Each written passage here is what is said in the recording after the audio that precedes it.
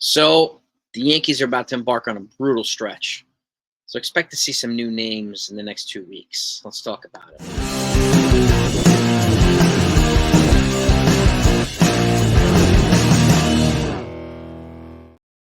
Hey everybody, hope you're all doing well. Hope you had a great weekend. So the Yankees took 2 out of 3 from Tampa. Feels good to do that against an American League East rival that generally takes it to the Yankees. But they are going to be embarking on a brutal stretch. They can have a game every day for the next 14 days without a scheduled day off, and then compounded on top of what they've already played over the last week. They're going to be pretty tired. And the Yankees have gotten some more length from some pitchers. I'm happy with what I've seen from Luis Hill, taking a next step, and Nestor Cortez and Marcus Stroman. So and even Clark Schmidt putting it together as well. So I'm happy. And today we got Carlos Rodon, going up against former Yankee J.P. Sears at the Oakland A's today, the next 4 games. So, and I have the lineup for you too. They play this afternoon. With that said, I'm going to mention a couple names. Tristan Vreeling is a hard-throwing prospect. He's been really opening up some eyes. Cody Poteet, we know he was great the first time he came up here. Then he went down. He had, I think, 6 1/3 of no-hit balls yesterday or the day before. So he's another guy that can give the Yankees length, whether it be as a starter or a long reliever. So Clayton Beeter, I wouldn't be surprised if they brought him back up here even as a spot starter or reliever. Hard-throwing right-hander. Yoendris Gomez, another one of the young prospect Yankee pitchers, and Jack Neely, another one who's been opening up some eyes. So I'm not mentioning Will Warren because I still think that even though he's pitching much better now than he was the first couple of weeks, they're still going to wait, I think, until the deadline in May to get him an extra year of service time before they call him up. So, and it makes all the sense in the world to do it. So that way they're not throwing him to the Wolves too early. And it gives Garrett Cole more time to continue to rehab and get ready. We're getting good reports on Garrett Cole as well, and hopefully they'll continue doing that. But while he's doing that, I'm hoping that the Yankee starters will continue to do what they're doing. They're 15-7, and they're firing on maybe half cylinders, maybe not even that. So we don't have Garrett Cole. Aaron Judge isn't really hitting. Gleyber Torres isn't hitting. So once those guys hit, and once we got a couple hiccups in the bullpen, and Caleb Ferguson and Dennis Santana. So there's one reason I mentioned some of these guys. They could be, sitting in for some of these players. So, and I do think the Yankees will want to bring in some fresh arms after what they're, going to be going through over the next 2 weeks. So, and that's, you got Oakland, and then you got first place Milwaukee, and then we have the Baltimore Orioles after that. So it's not going to get any easier through April. So expect a challenging week or so from the Yankees, but they are positioned well to have a good record. And if they come out of this, man, they could come out, I'd say 8-6 or 9-5 with their 15-7 now.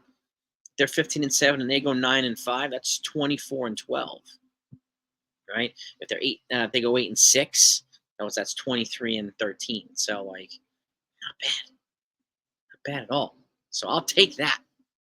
Let me know what your thoughts are. And again, if you want to be kept in the loop of everything as it pertains to the Yankees, you're a fan and you're not sub to this channel, you want good old Yankees talk, you want live streams, you want to talk about stuff that not everybody talks about, this is a great place to do that. Hit that subscribe button, hit the notification as well. That way you know when I go live and you're at the front of the line when the news comes in. I thank you so much for it. We are on the road to 21,000 subs.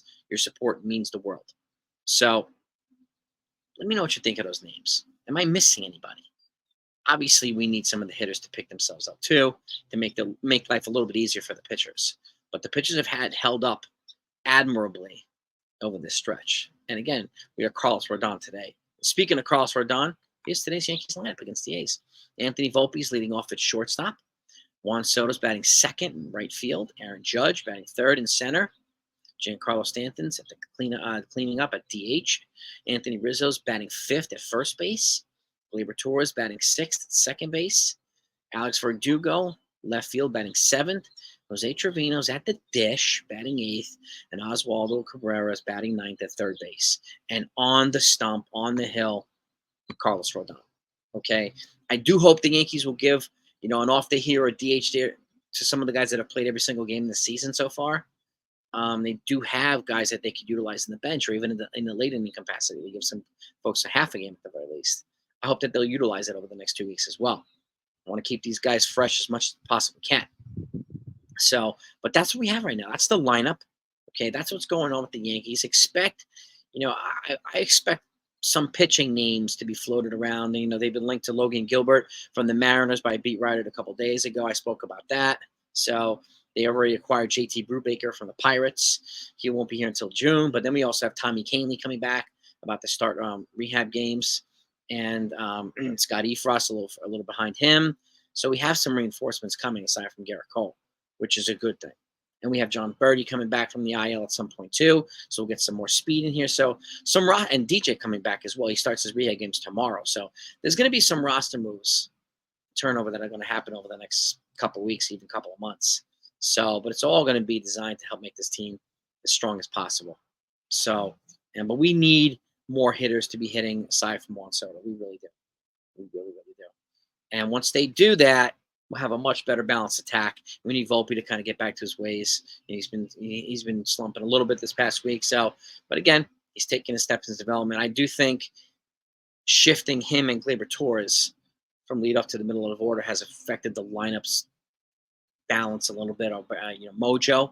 So, I hope Volpe puts it together at leadoff, and I hope Torres puts together the middle of the lineup. If not, I would move Torres down and move Oswaldo Cabrera up in the lineup, and even consider leading off Verdugo sometimes and putting Volpe in the middle of the lineup so that he's over there with Oswaldo and some of these other guys. So to help add some more offensive punch. And I think for Alex Verdugo is probably a guy who can bat lead off for anybody anywhere in the lineup and not be phased. That's why one of the reasons I like Alex Verdugo is bringing that dog. He's bringing that swagger. He's bringing that unfazed mentality here. That just like Juan Soto, just like Marcus Stroman, they brought that different mentality here. It's a grinder's mentality. It's a bulldog mentality, right? It's just that they're locked in their focus, and they're not getting in their own heads, which is good. But that's what I got. Okay, that's the lineup. That's what's going on. Those are the pitching names to keep your eyes out for and ears out for.